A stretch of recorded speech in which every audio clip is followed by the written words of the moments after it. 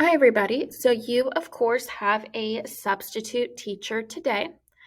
And I know that y'all were great last time I was not here. The substitute that y'all had nothing but wonderful things to say about y'all. So, please do the same thing. Please be amazing, wonderful, respectful, on task with this substitute as well. Make sure that they leave me nothing but good notes about y'all's class. Today, it is expected that you finish all the tasks that are assigned to you. I will be back tomorrow, so if you have questions, you can ask me questions tomorrow.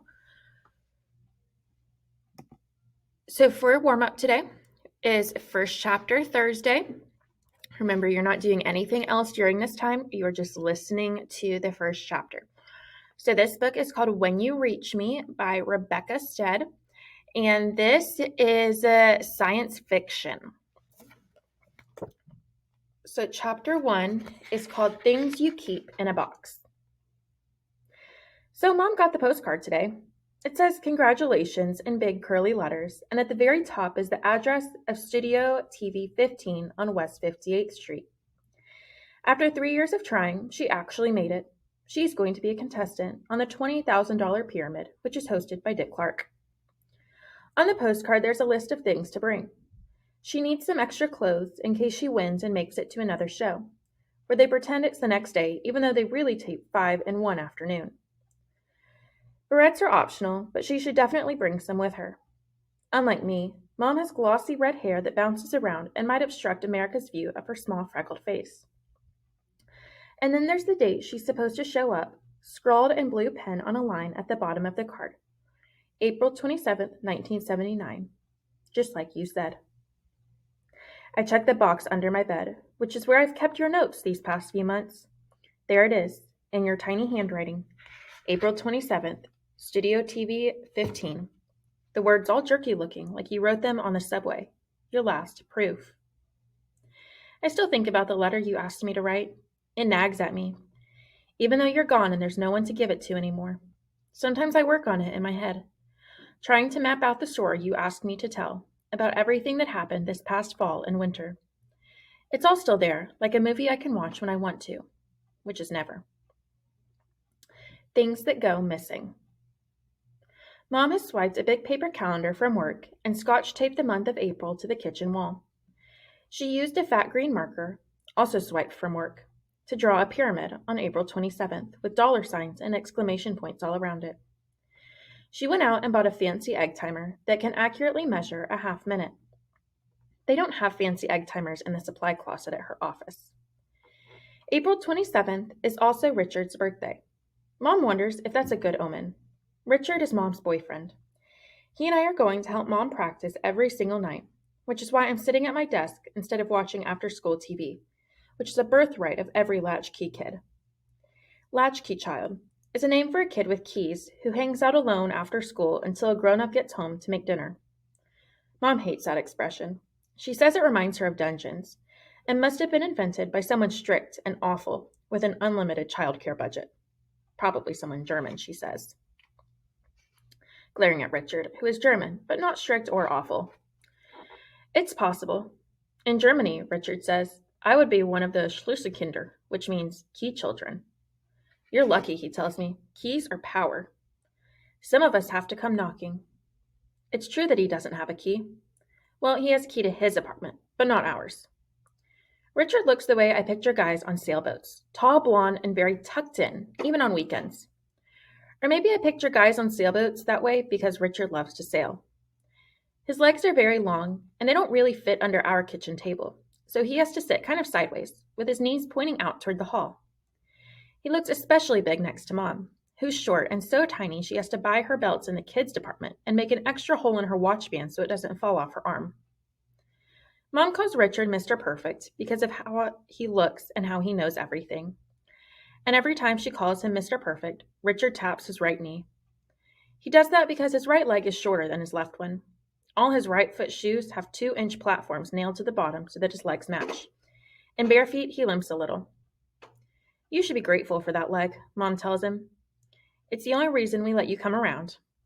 Richard has been coming around for almost 2 years now. We have exactly 21 days to get Mom ready for the game show.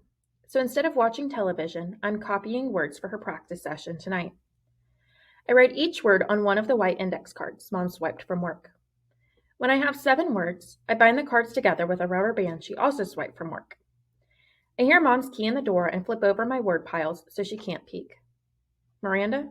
She clomps down the hall. She's on a clog kick lately and sticks her head in my room. Are you starving? I thought we'd hold dinner for Richard. I can wait. The truth is, I've just eaten an entire bag of cheese doodles. After-school junk food is another fundamental right of the latchkey child. I'm sure this is true in Germany, too. You're sure you're not hungry? Want me to cut up an apple for you? What's a kind of German junk food? I ask her. Wiener Krispies? She stares at me. I have no idea. Why do you ask? No reason. Do you want the apple or not? No, and get out of here. I'm doing the words for later. Great, she smiles and reaches into her coat pocket. Catch. She lobs something toward me, and I grab what turns out to be a bundle of brand new markers in rainbow colors, held together with a fat rubber band. She clomps back toward the kitchen. Richard and I figured out a while ago that the more stuff Mom swipes from the office supply closet, the more she's hating work. I look at the markers for a second and then get back to my word piles. Mom has to win this money. All right, so that's the end of chapter 1. And I know sometimes y'all like to hear the blurb on the back of the book as well, so I'll go ahead and read that also. So this is the blurb from the back of the book. By 6th grade, Miranda and her best friend Sal know how to navigate their New York City neighborhood. They know where it's safe to go and who to avoid, like the crazy guy in the corner. But things start to unravel. Sal gets punched by a kid on the street for what seems like no reason, and he shuts Miranda out of his life. The apartment key that Miranda's mom keeps hidden for emergencies is stolen, and then a mysterious note arrives, scrawled on a tiny slip of paper. I'm coming to save your friend's life and my own. I ask 2 favors. First, you must write me a letter. The notes keep coming, and Miranda slowly realizes that whoever is leaving them knows things no one should know. Each message brings her closer to believing that only she can prevent a tragic death, until the final note makes her think she's too late. This remarkable novel takes place in the real world, but holds a fantastic puzzle at its heart. When You Reach Me is an original and a brilliant and profound delight. So that was the back of the book. So this is When You Reach Me, Rebecca Stead. It is science fiction. So we're going to go ahead and get started here. So our learning target today, I can organize my ideas for a personal narrative. You should have your iPad and earbuds, of course, as you are listening to this video, your pencil, your binder, and an SSR book. Today, you are going to be writing out chunk 2C in your personal narrative essay. Tomorrow, I'll be back and we'll be putting together all of your essay. You'll be submitting it for a summative grade. So today, our warm-up was first chapter Thursday. For our study, I'm going to model 2C, and then you are going to complete 2C on your own. And then for your share, you'll submit 2C, finish up your grammar practice if needed, and then read your SSR book. So, yesterday, we wrote paragraph number 2. You wrote your rising action and your climax. So now we are at paragraph number 3. It says in this paragraph, you need to include the following parts of the plot diagram: falling action and resolution. So at this point, you are wrapping up your story. You're putting the falling action events, and then you're telling us how your story ends. So on my plot map, as you can see, my falling action, after we found out we didn't win the band competition, my falling action, I was upset. The resolution, we got on the bus and drove home. So I need to now turn that into an interesting paragraph that tells all the details that people would need to know. So here's my paragraph number 3 with my falling action and resolution. So again, this is happening right after my marching band found out we didn't win. I could hardly believe my band did not win the state marching competition. I remained still and tried to put on a happy smile for the people around me. I felt like I had let my band down since I was their leader. I left the award ceremony with what felt like a weight in my chest. We walked silently out to the parking lot and loaded the bus to go home. This was not a fun experience for me. However, looking back, I now know that the experience helped to shape me into who I am today. So that's my paragraph number 3. I have my falling action and my resolution. So now you need to type your paragraph number 3. So you need to pull up your personal narrative planning document. This is what we've been typing on all week. So take a minute, get that pulled up.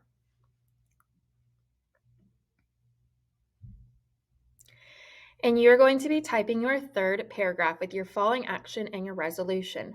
Remember that spelling, grammar, and word choice matter. Also remember that in your essay, you need to include 2 vocabulary words. So if you have not already included 2 vocabulary words, think about where you could incorporate a vocabulary word here in this paragraph. When you are done, you are going to submit it to task number 4, share to C, so that I'm able to see your progress. But you are not going to put anything on that lined page. We are putting everything together tomorrow. So at this point, you just need to type your third paragraph, and then you can move on to our share. So once you finish typing that third paragraph, you can finish your sentence packet practice. If you have not yet finished that, that's in your binder.